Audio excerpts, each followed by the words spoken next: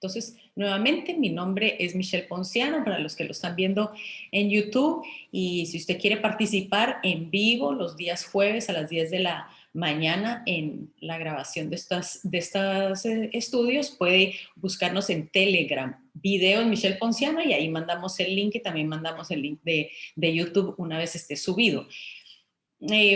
Como les decía, este tema del día de hoy, el Señor lo puso en mi corazón y lo fui pateando y lo fui pateando porque tuve que lidiar con el recuerdo de la muerte de mi mami hace apenas unos 3 años quizá. Y, y nos quedamos especialmente con mi hermana, nos quedamos con ciertas incógnitas acerca de si lo que habíamos hecho era lo correcto. Me recuerdo que pasábamos mucho tiempo hablando y compartiendo en la cocina, y por eso decidí filmar el día de hoy, tomándonos un cafecito y hablando directamente como lo hacemos con un ser querido, como familia. ¿Qué es lo que el Señor habla de la muerte? ¿Es la eutanasia entonces un decaimiento social o es un acto de misericordia? ¿Cómo lo podemos abordar como iglesia? Este tema, lejos de solo orar por la persona que está sufriendo, orar por la familia, la iglesia tiene que tener textos congruentes, respuestas exactas, respuestas que se apliquen a la situación de hoy para que sepamos qué es lo que dice la Escritura acerca de la eutanasia y primero acerca, lógicamente, de la muerte. Eclesiastés entonces nos dice, todo tiene su tiempo y todo lo que se quiere debajo del cielo tiene su hora. Tiempo de nacer y tiempo de morir. No dice que ninguno de los dos sea bueno, tampoco dice que ninguno de los dos sea malo. Son tiempos que Dios ha estipulado y que nosotros debemos prepararnos tanto para el nacimiento de un bebé como para la partida de un ser querido. La eutanasia en sí significa el bien morir. El bien morir viene de la palabra eus, que significa bien o bueno, y thanatos, que significa morir o muerte. El bien morir. Y eso es lo que esperamos de todo ser querido, de todo ser amado, de amigos, que todos podamos partir de una forma buena. Yo creo que si nosotros tenemos alguna inquietud de la muerte, no es acerca de que si vamos a morir. Para los que tenemos la esperanza en Cristo Jesús, tenemos como cierta esperanza inclusive de poder pasar a su presencia, como decía el apóstol Pablo. Para mí el vivir es Cristo, pero morir es ganancia, porque sabemos que vamos a una eternidad en donde todo este dolor, toda esta angustia, toda esta situación que estamos viviendo, especialmente ahora, es una situación que va a ser removida. Pero el temor de morir no es el morir, sino la forma en que vamos a morir. ¿Verdad? A mí si me dicen que yo me voy a morir porque me voy a accidentar en un avión, yo, ay, no, ¿verdad? Y yo creo que por eso es el temor de muchos cuando están volando, porque es que esa es una de las muertes que definitivamente nadie quisiera. Pero sabemos que el Señor ha marcado su tiempo. Entonces, hoy vamos a hablar acerca de la eutanasia, la distanasia, la ortotanasia y los cuidados paliativos. ¿Y cuál es la diferencia en medio de cada una de estas cosas? La eutanasia, vamos a empezar, que es una acción o omisión que por su naturaleza o su intención procuran la muerte a fin de eliminar todo sufrimiento o dolor. La eutanasia está tomando bastante auge, bastante popularidad en el último tiempo. Y es prácticamente, ya sea por inyección o por dejar en que aceleramos la muerte de una persona y no permitimos que la muerte sea de acuerdo a su proceso natural de vida. En la antigua Roma se practicaba, los griegos lo practicaban, Sócrates y Platón apoyaban la eutanasia, pero Hipócrates no lo hacía, y por eso es que la promesa, digamos, el juramento hipocrático que hacen los doctores cuando se gradúan, cuando toman el título de doctor, ellos hacen un juramento que era el juramento de Hipócrates. Entre esos juramentos y lo que ellos leen y prometen una de estas cosas que me pareció muy interesante. Ellos Juraban que ellos iban a trabajar su doctorado para la salud y la vida del enfermo. Serán mis primeras preocupaciones. Mire qué interesante. Otro de los juramentos era: tendré absoluto respeto por la vida humana desde su concepción. Aún, dice el tercero, bajo amenazas no admitiré utilizar mis conocimientos médicos contra las leyes de la humanidad. Este es el juramento hipocrático que todavía se usa en el campo de la medicina. Pero vemos que en la medida en que la influencia del cristianismo fue tomando más auge, vemos que la visión del bien morir, de lo que muchos creen que es un bien morir, como lo es la eutanasia, fue perdiendo su auge. Cada vez que hay influencia del cristianismo, la eutanasia pierde su fuerza, pero no por eso podemos decir que no se sigue practicando, ya sea legal o no lo sea legal, aún se sigue practicando y más ahora con más fuerza se está pasando como ley en muchos países, y vamos a ver cuáles países ya es legal o sin pena de cárcel, sin ser penalizado, el acto de la eutanasia. En 1975, una encuesta, el 41% de las personas que tenían enfermedad terminal sentían el derecho de suicidarse. Mire cómo va subiendo en la medida en que se va separando a Dios de la sociedad. El 41% de las personas decían que si tenían una enfermedad terminal, ellos tenían derecho a suicidarse, que es básicamente lo que significa la eutanasia. En 1990, ya el 66% de las personas sentían que tenían el derecho de suicidarse, iba en aumento. En 1990, ¿usted se acuerda del caso del doctor Jack Kevorkian? Jack Kevorkian se le nominó como el doctor de la muerte. Él escribió un libro que se llamaba Prescripción, Medicina, la bondad de la muerte planificada. Curioso, ¿verdad? Que se usa Planned Death, así como se usa Planned Parenthood, y las dos apuntan a el asesinato de personas. Él asistió al suicidio de personas que no necesariamente estaban enfermas, estaban unas con depresión, otras simplemente ya no querían seguir viviendo, y llegó a lo que él dice, más o menos 130 personas ayudó a suicidarse. En 1990, el asunto es que a él lo acusan de asesinato y él pasa 8 años en la cárcel. Cuando él sale en el 2007, pues él se vuelve una celebridad.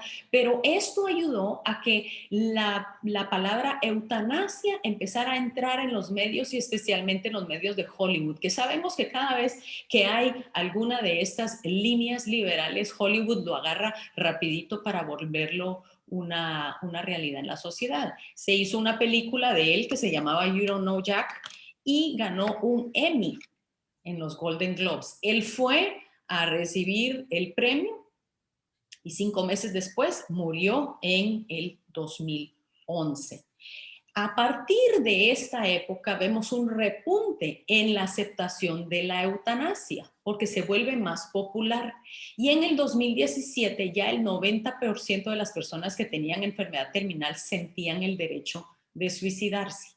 Imagínense, de 40 a 90 en menos de 20 años, o no, en menos de un poquito más quizá. En el 2019 se hizo una encuesta del Colegio de Médicos de Chile. Estos son médicos que se fueron juramentados con el juramento hipocrático. Dijeron que el 77% de los médicos están de acuerdo con la eutanasia. 71% de ellos están dispuestos a aplicar la droga que produzca la muerte en las personas que quieran practicar el suicidio. El 56% está de acuerdo en el suicidio asistido. Esto fue en el 2019. Pero la palabra en el libro de los Salmos nos dice: hazme saber, Jehová, mi fin, y cuánta sea la medida de mis días. Mire, nosotros venimos con una medida de días, no podemos agregar ni podemos quitar. Dice: hazme saber y sepa yo cuán frágil soy. Diste a mis días término corto y mi edad es como nada delante de ti. Ciertamente es apenas un soplo y todo ser humano que vive.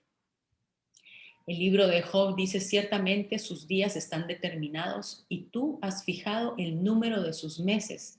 Le has puesto límites que no traspasará. ¿Quién entonces pone el límite entre la vida y la muerte? Es el Señor mismo. Dios es el que dice hasta aquí. Dios es el que dice de aquí no vas a pasar. Tus días y tus meses están determinados. Pero el asunto de la eutanasia como tal lo vemos a partir de lo que la gente, pues como se venden todas estas propuestas, es por el bien de la persona para evitar el dolor. Y precisamente eso es lo que vamos a ver. ¿Qué es lo que nosotros podemos hacer cuando tenemos a un ser querido? Primero yo quería entrar por la parte de honra a tu padre y a tu madre, para que tus días se alarguen en la tierra que Jehová tu Dios te da. Ari. ¿Por qué quería yo entrar de primero con la palabra honra?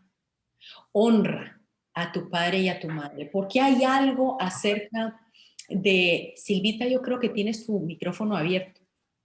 Perdón, mi Cuando chica. nosotros hablamos de honra, estamos hablando de una bendición que viene sobre nosotros. Cuando se nos dan los mandamientos de la honra, nos dice, mire lo que dice, en lo que dice la palabra, para que tus días se alarguen, para que sean de bendición, dice, y Jesús dijo, para que todo te vaya bien. Hay una bendición sobre honrar a nuestros seres queridos, especialmente, pues nosotros nunca queremos que esa partida se invierta. Siempre queremos que sean nuestros padres los que parten de primero y luego nosotros y luego nuestros hijos. Que esa mudanza no se altere, siempre dice mi papá.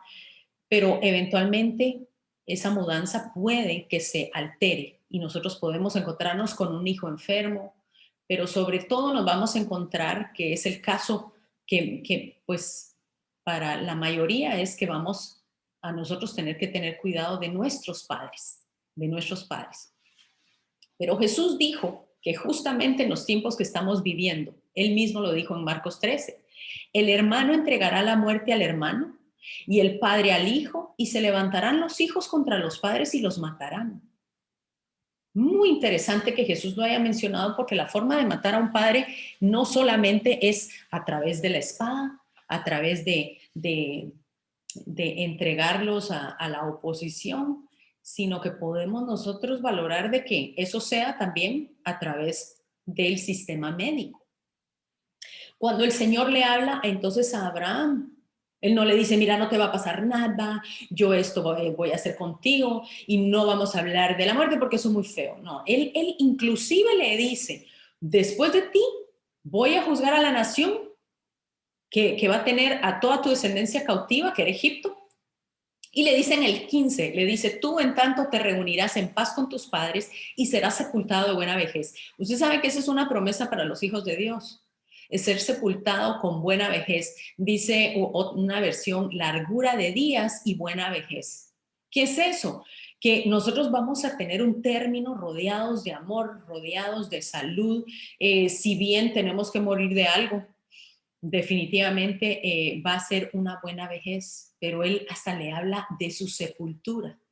Entonces, ¿qué hace Abraham? Él compra un lote y lo aparta para el día de su sepultura. Él dijo, yo, por muy Abraham que sea, yo voy a morir en algún momento. Recuerdo que cuando nosotros nos casamos con mi esposo, el primer terreno que nosotros compramos fue en el cementerio. Mi esposo, imagínense, que uno recién casado y lo primero que mi esposo me compró fue un terreno en el cementerio y me pagó, bueno, para él y para mí, y nos pagó de una vez todo el gasto del funeral. Si usted es padre, sería bueno que no le deje esa carga a sus hijos. Y imagínese que lo pagó en Guatemala y yo no sé si nosotros vamos realmente a ser sepultados en Guatemala. Ya a estas alturas estamos en Costa Rica, pero me sonó muy sospechoso que lo primero antes de comprarme una casa, un apartamento, me haya comprado un lote en el cementerio. Pero el hombre, después de casi 28 años de casado, pues ha demostrado ser fiel y pues bueno, esperamos no tener que usar esos lotes en en un futuro próximo.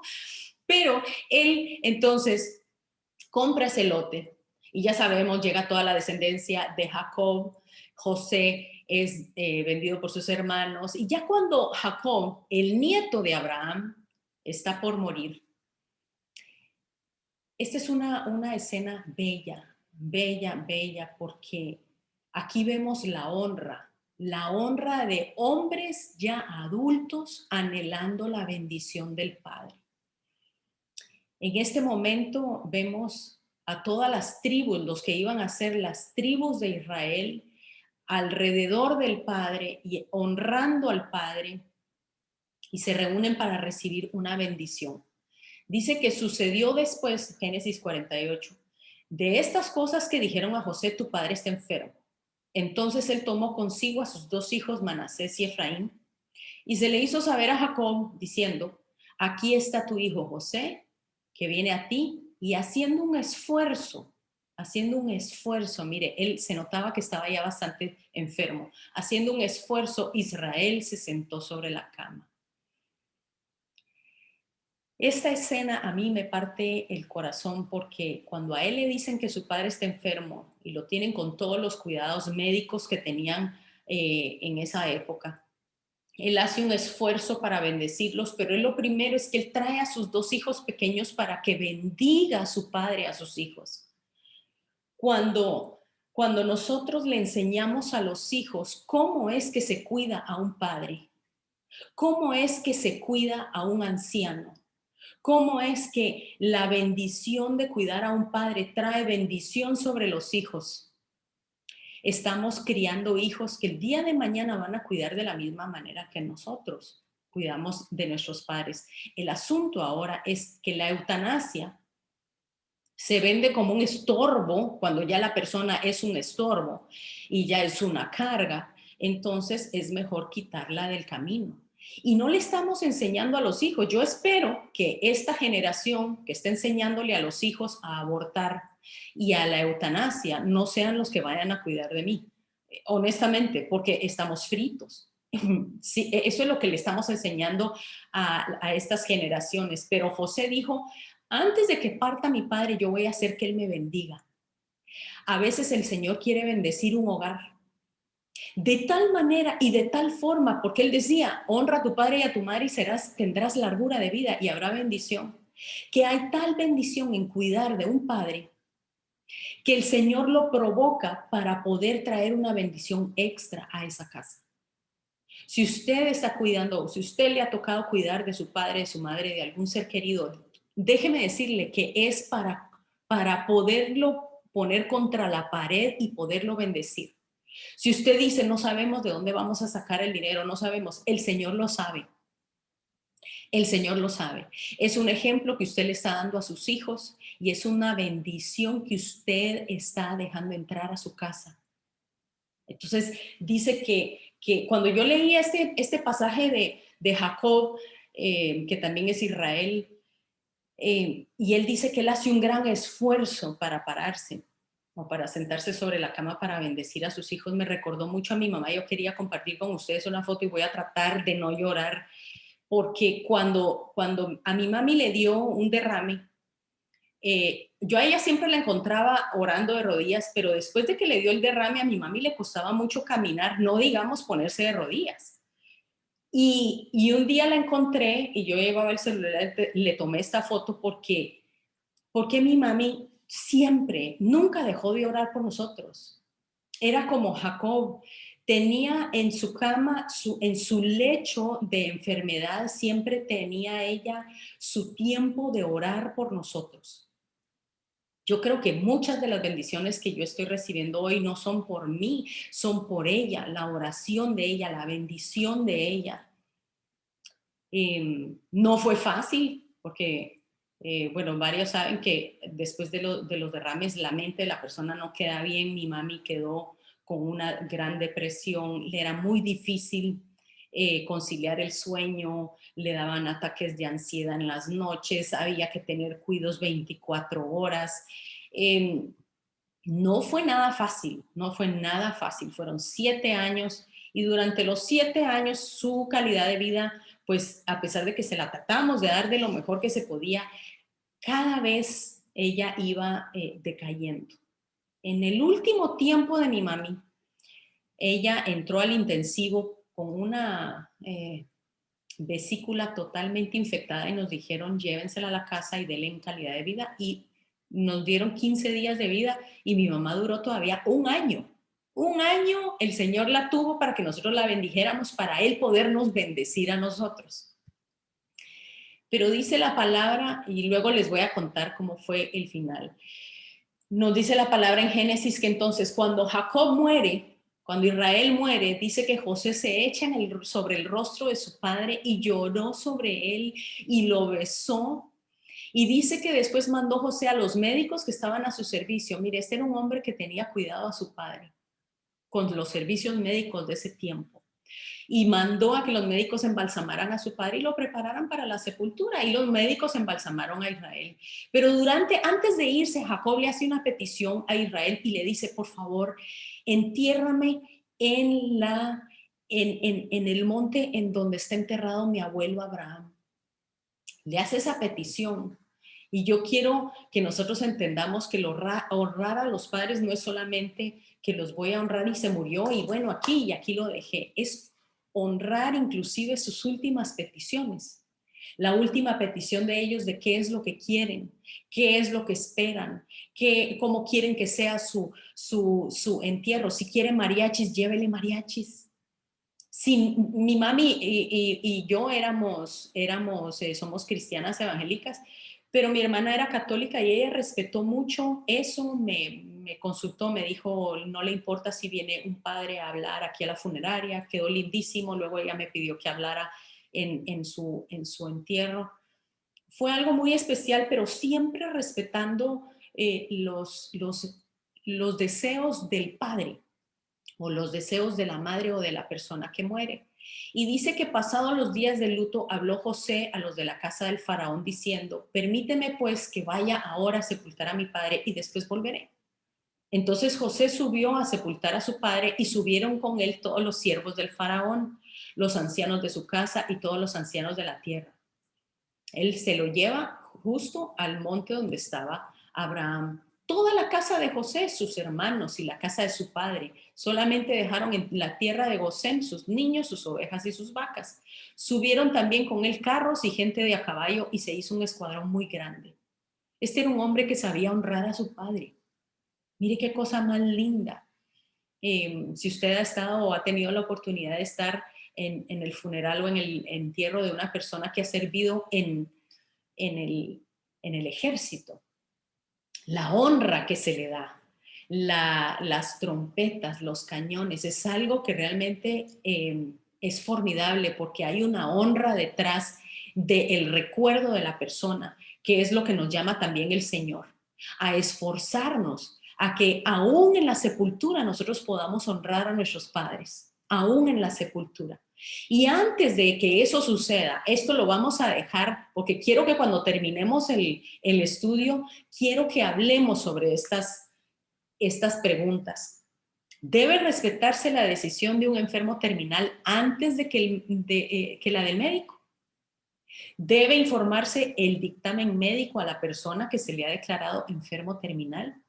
Usted sabe que hay mucha gente que dice no le digamos, no le digamos. Ese fue el caso nuestro, nosotros no podíamos decirle a mi mami porque mi mami había tenido una cantidad de derrames sucesivos en los últimos 15 días y mi mami ya no estaba en sus cabales. Pero si la persona está en sus cabales y entiende, ¿debemos nosotros entonces informarle que se le ha declarado como enfermo terminal? Lo vamos a dejar para discusión después de la enseñanza. ¿Debe prolongarse la vida de una manera artificial aunque no exista esperanza de mejoría? Estas son preguntas que nosotros debemos sentarnos con una taza de café y hablarlas con todos nuestros seres queridos, con nuestro esposo, con nuestros hijos, con nuestros padres, porque son preguntas que ya nosotros a las puertas de una situación muy adversa o a las puertas de la muerte de un ser querido, estas preguntas se pueden volver un punto de discordancia si no hay algo establecido. ¿Estaríamos dispuestos a cumplir la voluntad anticipada de la persona, aun cuando esto implique actuar en contra de lo que dicen las escrituras. Porque existe un documento de voluntad anticipada donde usted puede dejar por escrito lo que usted quiere que hagan. No me tengan conectado a un respiradero si tengo ya muerte cerebral. O no quiero pasar por quimioterapia. No quiero esto, no quiero el otro. ¿Podríamos nosotros respetar esa voluntad? Lo vamos a dejar también para el final. Pero el punto de esto es lo que dice Levítico 19. Levítico 19 dice, delante de las canas te levantarás y honrarás el rostro del anciano. De tu Dios tendrás temor, yo Jehová. El que él haya dicho de tu Dios tendrás temor es porque lo que él estaba diciendo era serio. Delante de las canas te levantarás y honrarás el rostro del hermano, del anciano. Cuando nosotros ahora vemos las películas de Hollywood, los programas, lo que se le enseña a los niños en las clases, es que los ancianos están pasados de moda, no se visten a la moda, no saben de nada, son medio retrógradas en lo que es el internet, no tienen ninguna opinión válida. Esto es lo que se le enseña al niño. Cuando yo veo a jóvenes, cuando yo entro a un lugar y los jóvenes se quedan sentados con el celular y no se ponen de pie porque ya yo tengo varias canas, aunque usted no lo crea, por ahí están bien pintaditas. Para mí es una gran falta de respeto. Y esto es lo que nosotros debemos enseñarle a los hijos. Delante del anciano, delante del adulto, delante del líder, delante de la autoridad, tú vas a tener respeto. Mi hijo me compartía un asunto que tenía con una persona en su trabajo y pues con quien estaba teniendo un poquito de fricción y le dije, mi amor, él es más adulto que tú. Si él es adulto y si él tiene canas, mi amor, lo tienes que respetar. Mami es pelón, pues peor, porque ya ni las canas se le ven, entonces lo tienes que honrar. Aquí es un asunto de honra. ¿Qué le estamos enseñando nosotros a nuestros hijos acerca de la vejez? ¿Es la vejez una oportunidad para ser bendecidos o es la vejez algo que nosotros podemos desechar y ser irrespetuosos? Si nosotros vemos en internet o vemos en las redes sociales, qué rápido se le falta el respeto a las autoridades, especialmente a los que ya pintamos algunas canas. Pero cuando Jesús habló de este mandamiento, cuando él dijo, honra a tu padre y a tu madre, cualquiera que diga a su padre o a su madre es mi ofrenda a Dios, todo aquello con que pudiera ayudarte, ya no ha de honrar a su padre y a su madre. Así habéis invalidado el mandamiento de Dios por vuestra tradición. Había un grupo de personas que decían, esta es mi ofrenda a Dios y como yo ya le di a Dios, ya no tengo para ti. Y estaban los padres muriendo de hambre o con enfermedades, sin tener cuidado de ellos. Lo que el Señor Jesús estaba diciendo, cuidado si ponen las finanzas antes de la honra a los padres. Cuidado si dicen, yo no tengo dinero, que vean mis hermanos qué hacen. Nosotros debemos hacer un esfuerzo. Debemos hacer un esfuerzo, porque si teníamos o tenemos comida en el refrigerador, tenemos para poder aportar para la sustentación de un padre. Si bien no todos tenemos la misma cantidad, el Señor dice, no vale que tú digas que ya no tienes para darle al Padre, porque Él siempre nos va a dar. Siempre nos va a dar. Pero ahora el sistema de salud, los sistemas de salud insostenibles, los gobiernos están con toda la crisis de el COVID y con todo el asunto, ¿verdad?, de lo que estamos viviendo. Hay sistemas de salud que ya son insostenibles. El asunto con esto es de que pareciera que estamos entrando en una ingeniería social y en un control de natalidad por todas las propuestas de los nuevos gobiernos que están entrando. Los sistemas de salud definitivamente ya no tienen el ingreso necesario, porque antes familias de 5 hijos, ahora es con costo 1 o 2, con todo el asunto de los abortos, de la eutanasia, de los suicidios. Tenemos un sistema de salud ahora que ya no es sostenible. Entonces, ¿qué hacemos? Miren, esto es lo que yo le digo un control de la natalidad o disminución de la población. Las propuestas que nosotros podemos ver de la Agenda 2030 o del Gran Reseteo, que ya están en marcha, una de las propuestas de ellos son que debido al calentamiento global ya no cabemos. Entonces tenemos que tener agendas que disminuyan la población. Todas estas agendas, el aborto, la agenda LGTBQ, el feminismo extremo y la eutanasia apuntan a menos población. Ninguna de estas propuestas produce más seres humanos, contrario a lo que el Señor decía: multiplíquense y sojuzguen la tierra. Era un mandato de reproducción. Ellos están proponiendo legislaciones que van en contra de la moral. Ahora, en Europa hay legislaciones para matar, literalmente, sin que la persona ni siquiera tenga ahora enfermedad. Simplemente, si es carga social para el gobierno, se va a dar el ok para que la persona pueda ser asistida en un suicidio. Cuando el Señor habla de naciones, cuando habla de Judá y de Israel, dejándolo a Él y las leyes de Él, mire lo que Él dice que va a caer sobre esa nación como maldición. Porque el Señor Jehová de los ejércitos quita de Jerusalén y de Judá al sustentador y al fuerte toda provisión de pan y toda provisión de agua, al valiente, al hombre de guerra, al juez, al profeta, al adivino y al anciano. Mire qué maldición si usted ya no tiene hombres de guerra, si usted ya no tiene hombres valientes, sino hombres que se quieren vestir como mujeres, si ya no tiene un juez justo, si ya no tiene profetas que hablen la palabra y si ya no tiene al anciano que tiene la experiencia. Él dice, esto va a pasar cuando ustedes dejen mi ley. Voy a quitar al capitán de 50 y al hombre respetable, al consejero, al artífice excelente y al hábil orador. Y les pondré por jóvenes, por gobernantes. Muchachos serán sus señores. Entre el pueblo brotará la violencia de unos contra otros, cada cual contra su vecino. El joven se levantará contra el anciano y el plebeyo contra el noble. Imagínese qué tremendo.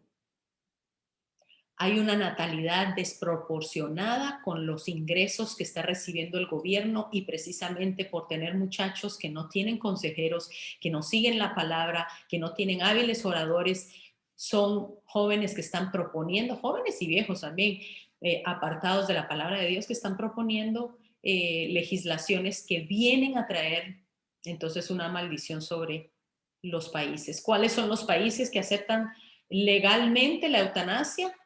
Colombia es el único país en Latinoamérica. Si vamos a orar por Colombia, debemos orar por esta raíz, pidiendo perdón por esto. Colombia, Bélgica, sin restricciones de edad. Luxemburgo, Canadá, Nueva Zelanda, Portugal, Holanda, los Países Bajos, ¿verdad? Que es Aruba, Curazao y San Martín a partir de los 12 años. Y en unos casos, simplemente que los padres no puedan seguir costeando la enfermedad del hijo, ellos pueden pedir, optar por la eutanasia. ¿Qué sería una carga o qué es lo que ellos consideran una carga para que sea opcional la eutanasia? Niños con malformaciones, impedimentos mentales, como lo hizo Hitler, ¿verdad? Cada persona que tenía un impedimento físico o mental, todo lo que implique ser gasto para el gobierno tiene opción para la eutanasia. México está en proceso de volverse el segundo país en Latinoamérica. En los Países Bajos, la eutanasia en el 2015 cobró el 3.7% de las muertes, son 5.500 muertes. Solo en los Países Bajos, 5.500 suicidios. Entonces vamos a ir a la parte que a nosotros nos interesa, porque yo creo que si nosotros tenemos a una persona que está sufriendo, no la queremos ver sufrir, por supuesto. Nosotros decíamos, no queremos ver sufrir a mi mami. No la queríamos ver sufrir. Ella tenía mucho temor de morir asfixiada porque tenía algo como un efisema pulmonar, a pesar de que ella no había fumado. El dolor era lo más frustrante, pero el dolor es la causa número uno del deseo de optar por la eutanasia. Es la causa número uno. También existe la depresión, la soledad. Pero el número uno es el dolor, el dolor. Y si nosotros reducimos el dolor, el deseo de morir se reduce en un 80%. Si nosotros podemos manejar con la medicina actual el dolor de una persona, y créanme, hay fármacos súper fuertes que son muy efectivos, podemos permitir que la persona deje de sentir el deseo de morir en un 80%. Pero entonces vamos a ver la definición realmente de qué es un enfermo terminal. Y el enfermo terminal es cuando el médico dictamina que ya no existe tratamiento médico para luchar contra la enfermedad de una persona y que está pronto a morir en un determinado lapso de tiempo. Cuando nosotros ingresamos por última vez a mi mami al hospital, nos dijeron ya su vesícula no la podemos operar por todas las condiciones que ella tenía, llévense a la casa 15 días y bueno, ya les conté que duró un año.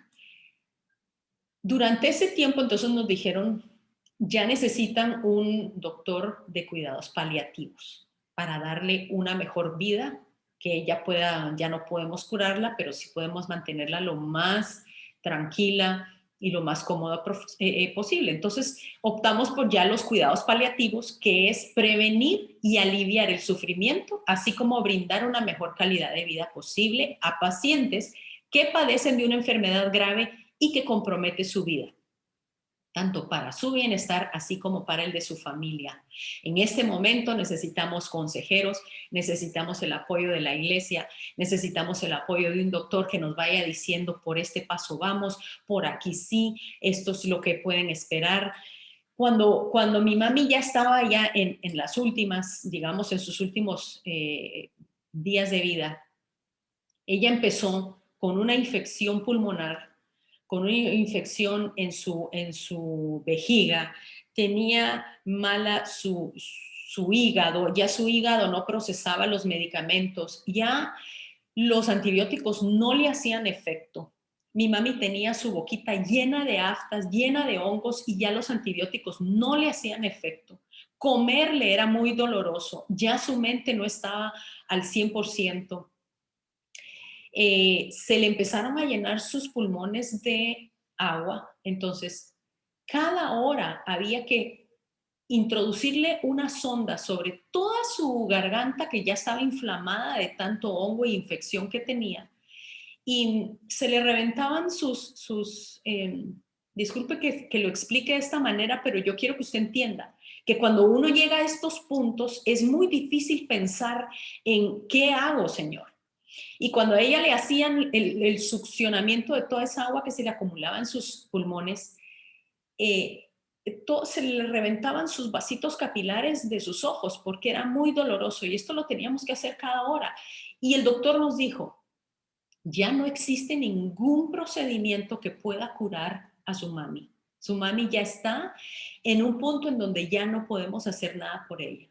Entonces vamos a administrarle los medicamentos más fuertes que haya para que ella no tenga dolor y vamos a recortarle el agua. Sabemos que una persona sin agua no sobrevive. Eso para nosotros fue como, la estamos matando, pero ¿cómo no le vamos a dar agua? ¿Pero cómo va a hacer esto? Esto fue una batalla espiritual entre mi hermana y yo, que eran las que tuvimos que decidirlo. Yo sé que mi hermana tuvo muchos días con un gran conflicto emocional por esto, porque si le dábamos agua, debíamos recurrir otra vez a succionarle todo lo que se le acumulaba en los pulmones en menos de una hora.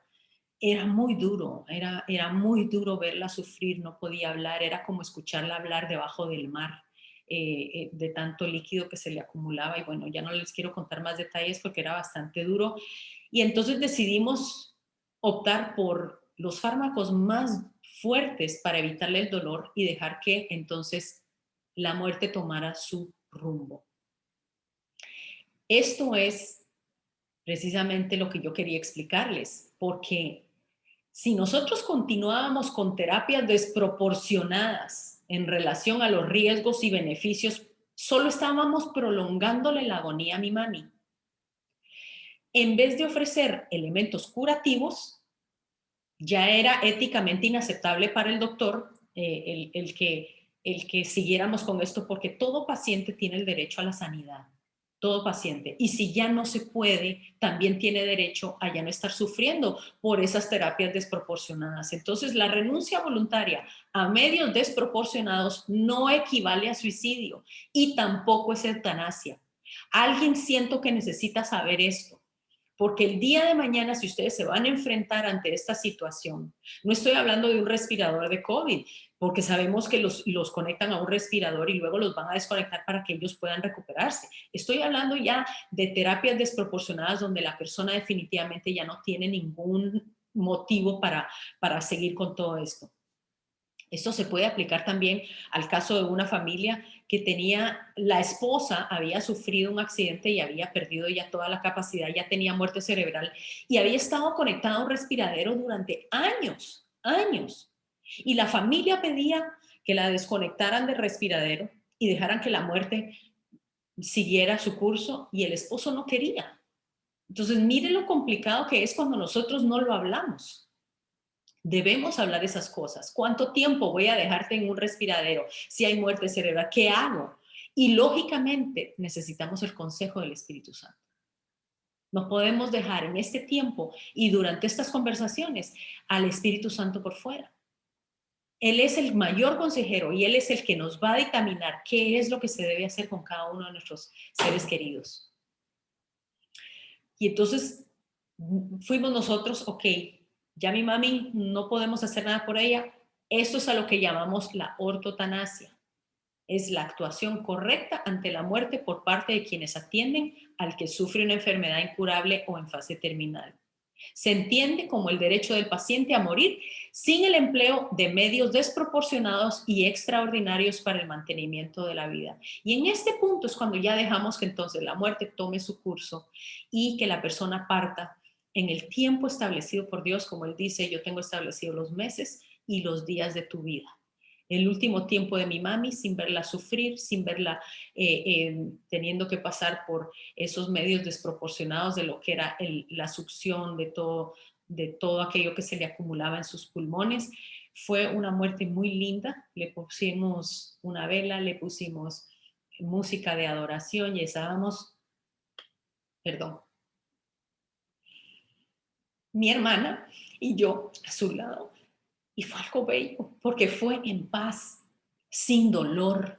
Ya no estábamos tratando de forzar algo que el Señor ya estaba diciendo, tienen que dejar que la vida tome su curso.